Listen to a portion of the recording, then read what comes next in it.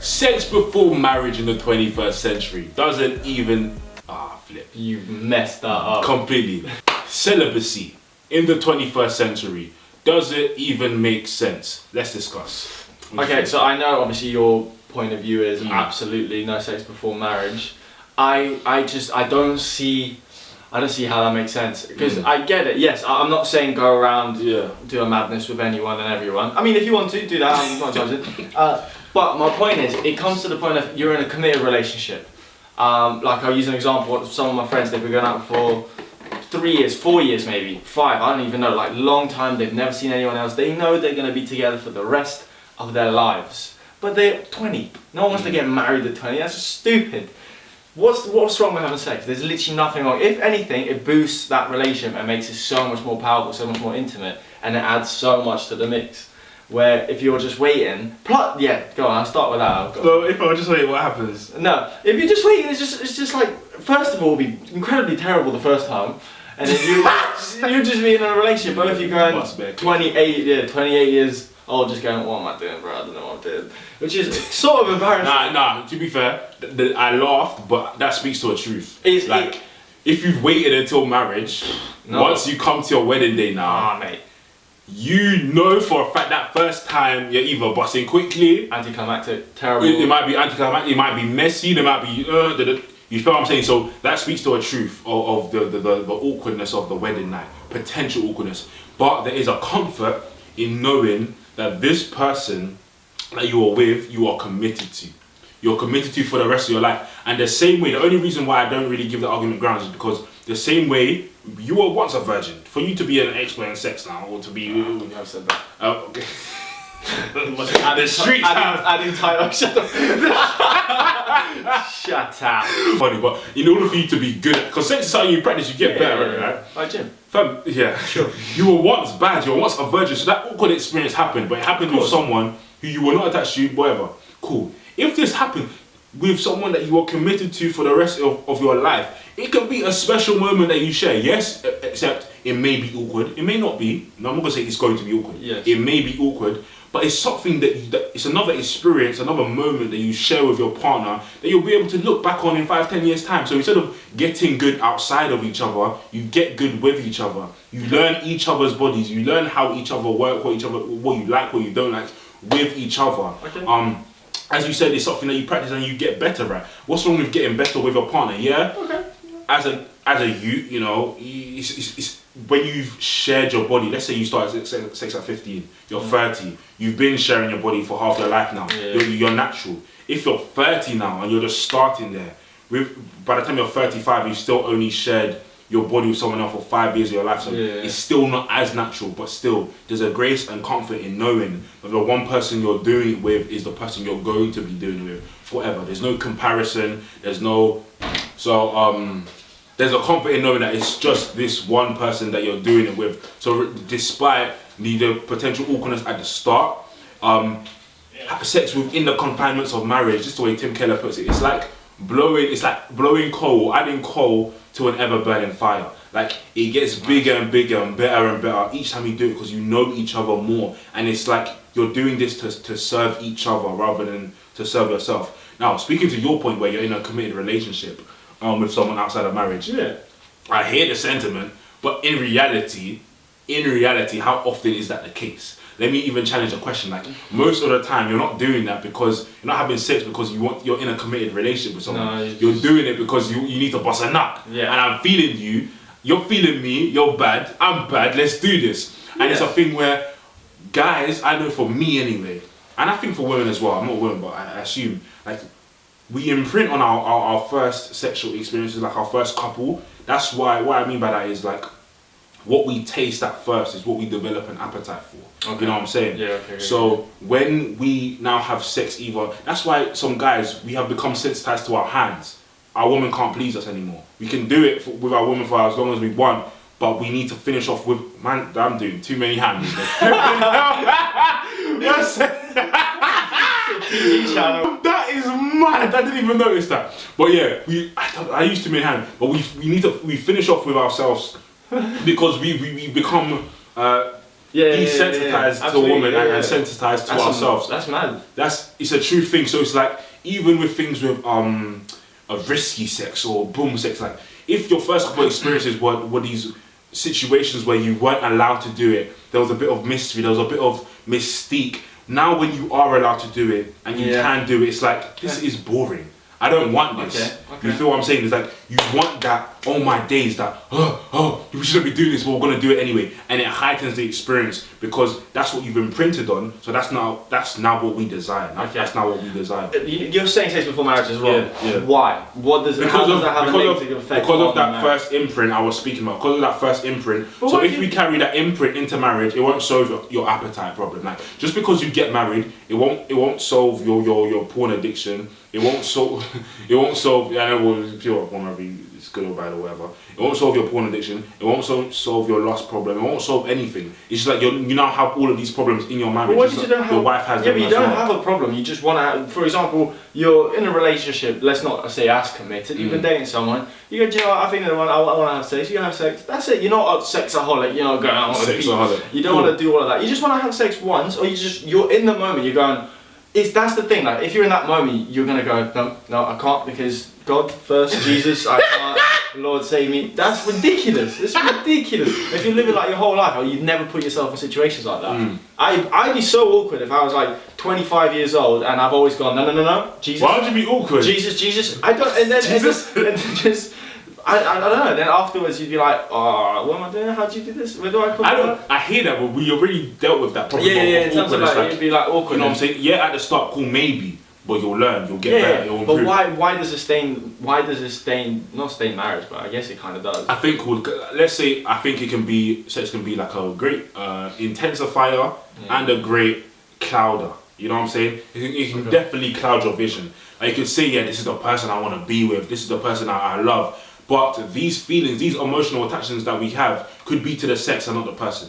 And I promise you that sounds mad, but it is factual. I've seen people in relationships that are toxic, but because the sex is so patterned, it's so good, I'm staying with you, I don't care, baby. You can do what you want. As long as as long as it's right. Isn't that your idea of marriage though?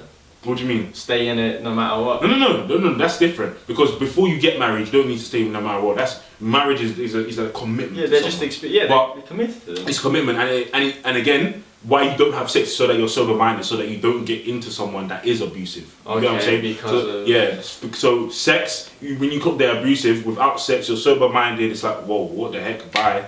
Without marriage. But if now you're having sex, you're committed, you get married. You're now in a marriage with an abusive person because sex now, I'm not saying only sex, but we're using sex right now. It has clouded your vision, it's intensified emotions, it's made you ignore certain red flags. Now you're sticky, now it's a sticky situation because now you're committed to each other. Not only like literally you're together, but it's like financially, what else? Emotionally, all of these things, you're with each other. Your families also. So it's now techie. That's why you just want to be as sober-minded as possible going into marriage. This is a reason why we wait, because we don't want to rush things. We don't want to heighten emotions that should not be heightened before it's time. Like the Songs of Solomon tells us, don't awaken a love before it's time. Take your time, bro.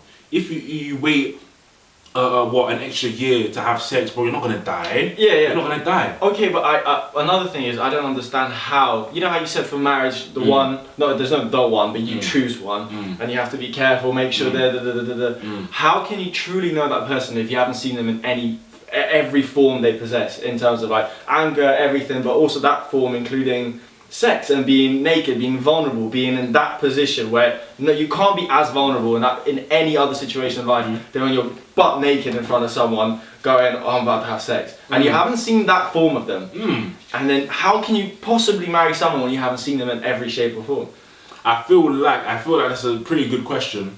That was a very good question. Too bad that the cameras have run out of battery, so we're gonna cut. In terms of sex, how can I get into it without marry someone without seeing them like that? I think it's possible. I think it's very possible. Like you can get intimate and vulnerable in other ways without doing this one thing. Now, I'm granted, not everything will be addressed. before. Yeah. Not everything will be addressed. Whether you have sex or not everything will be addressed. But I feel like not having sex before marriage will serve you better than having sex before marriage. Also, sex is a huge part of relationships and marriage and everything. So if you never have sex with this person, you marry them, then you have sex, awkwardness goes away, but it just doesn't work. It's possible for two people to not be sexually, I don't know what the incompatible. Yeah, sexually incompatible. And you're married. That's it. You're done. Your whole life you're gonna have to have sex for the rest of your life.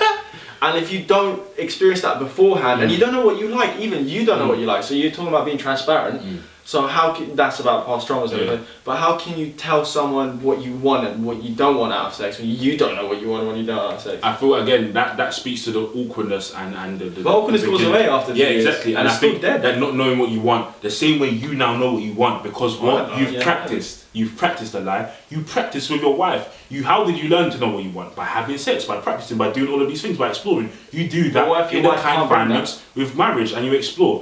What do you mean you can't do that? Like, what if you want something, you want like, no way, I'm not doing that, and then you're mismatching on what you want and what she wants, and then your whole marriage. The whole thing about marriage is it's more about your giving than receiving. So your partner is doing everything they can to please you. You're doing everything you can to please your partner. Now, if there are some outlandish, I'm not talking about some outlandish things that they are not going to do for you, then go to sex therapy, couple day, whatever. I don't know. I don't know. But I believe that if you are truly trying to serve each other, it can work. Now, this incompatibility, that speaks to a mad truth as well, where people they're just not seeming to connect. But again, I think this speaks to not that they just can't get along, but that speaks to deeper rooted issues. I think it speaks to deeper rooted issues. Like, it's not that just I do not enjoy having sex with you. It may be how you view sex, because a lot of people have been taught wrong things about sex. Like it's demonic, it's satanic, it's this. If you have sex, God is watching you and he's angry with you. Like, so it's all of these little things that can feed into the incompatibility. It may not be the person, it could be sex itself. So it's about resolving that and talking about that and resolving those issues. And I truly believe that if this is the person that you've been ordained to be with and you connect on every single other level in life, that if you deal with the deeper root issues, then also the sex will be great, and in marriage it will be fireworks. Not even peace anymore. It gets upgraded to burgers. No, I said burgers. I don't know. It's just, again, let's just use the adding coal to an ever burning fire. It just becomes a beautiful, magical, beautiful, necessary thing. Necessary again, very necessary. You sold me. I'm not gonna lie to you. It's definitely good. I get it. I completely agree with the fact if you're just sleeping about, it clouds your vision. Then you have a preconceived idea of sex. I'd still stick to my point where if you are in a very committed, yes, it doesn't happen often, but if it does, I feel like it's absolutely ridiculous to be in a 5-year committed relationship and still wait till marriage. Because at this point, you've seen them in every possible way in 5 years. There's another good point that I think I should touch on. That this one is not going to be one where that makes sense. This is one where it's going to be like, it's one where it's God's standard. You know what I'm saying? Like, there's all of this. I've given you many good points that cool, we can understand. But there's also an additional part where, like, we submit ourselves to God. You know, if you're a Christian, you have given yourself to Him. So you believe that what He wants for you is what's best for you. It's now what you want for yourself. Okay. So there's a deeper root issue there. Yeah, there's all these great reasons that I can find, but also He said so. And He wants me to. And if I am not esteeming my knowledge over His, my wisdom over His, I believe, cool, He created me. He knows me. He knows why He said this. He didn't just do this to be a restrictive guy. He didn't just do this for me to be miserable with my woman who I love so much. But there's a deeper reason, there's a deeper purpose. Okay, I understand, I will obey. There's also a simple answer of just obedience. And not always, there are all these great answers, but there is also just obedience. Which could be an overriding, it should be like maybe the overriding one, or overarching one maybe. But Okay, so are you saying, I'm not going into the other question, but are you saying, would you ever marry someone who has had sex before marriage? Oh yeah. And they've become religious. They are religious, but they have had sex before marriage. That is a good question, and for the longest time I was like, I'm only married a virgin, only, no way, only, and I think that speaks to a bit of pride, probably, a bit of pride, and maybe awkwardness because you'll be awkward. Exactly, a bit of pride and me thinking, she should wait, because if I waited, she should wait as well. Like what? You feel what I'm saying? And so I think now that I've thought about it, it's like, if God has grace for her, why can't I have grace for her? You know what I'm saying? Like, if once you come to Christ, you're a new creation. How am I holding your past against you? Nice. You feel what I'm saying? Who are you? Who am I? Because like I'm literally doing what I speak against. You feel what I'm saying? Like, I'm talking about love everyone, be forgiven. But I can't forgive you. It's like, whoa. Makes no sense. So, in the pride in me is saying, they have to be virgin. But the Christ in me is saying, I'll have grace. You feel what I'm saying? Like, regardless of their past. Now, obviously, easier said than done. But if you had your pick, that's rather not. Yeah, cool. Yeah, let's go like that. If I had my pick, obviously, you feel what I'm saying. But in this life, you're like, I don't know what the situation is saying out there. Yeah. So I think 21st century is crazy difficult to completely religious, I guess. To stick to your religion. Completely relationship. That relationship. So let's call it. Religion is not a bad word, but religiosity just has many things attached to it. They're very stigmatized. That's why we say religion. Not like it's a bad word. No, because it is a religion at the end of the day. Yeah. But it's fundamentally a relationship, isn't it? So you essentially, at this young age, you would not get into a relationship unless you thought that's wifey. 100%. You would get into a relationship. No, I wouldn't. You wouldn't. You not even relationship. Like I'm not talking. No, because what we doing, fam? I'm just wasting time. Oh my God, I'm not wasting time. Because I'm not. You're experiencing things. Fam, I've experienced. You're growing as a person. I've experienced a lot, my guy. Fam. Nah, but you never experienced anything, bro. I've experienced pain. I've experienced different kind of pain. It's exactly. So jealousy. Have you experienced jealousy? Yes, bro. It's family. Just because you're not beating or doing stuff. I'm not talking about beating. I'm talking about relationships. Just because you're not doing, doesn't mean you still don't like people. Doesn't mean I still haven't pursued people. But it's different. It heightens. Would you like? It does exactly. So have you experienced the honeymoon phase? I've experienced the phase of perfection where I just think everything is you just worship the ground this person walks on. Like anything they do is beautiful in your eyes, and it's like you kind of idolize them. You think this person is amazing. Like all the things that you've aspired about a person and a wife, you project onto this person. So it's like regardless of what I actually see, what I think about you is who you are. It's clouded. So you're already in your head. You're already married. In your head, you're already married. So it's like regardless of what you do, they're perfect. So when that breaks down, the disappointment, bro, is devastating. It's not even disappointment. You just feel crushed, fam. You just feel crushed. You just feel what's life, bro? What's the point? So do you think any woman can equal the love of God towards you? Or do you reckon I can't give that pressure to a woman. No, but like, is it like, do you reckon God loves you the most? No one will ever love you as much as God does. Yeah, no one's there for me, apart from him. Okay, so that's what it takes for someone to love you. Well, it does say there's no greater love than this. Than dying for your brother. We're laying your life down for your brother.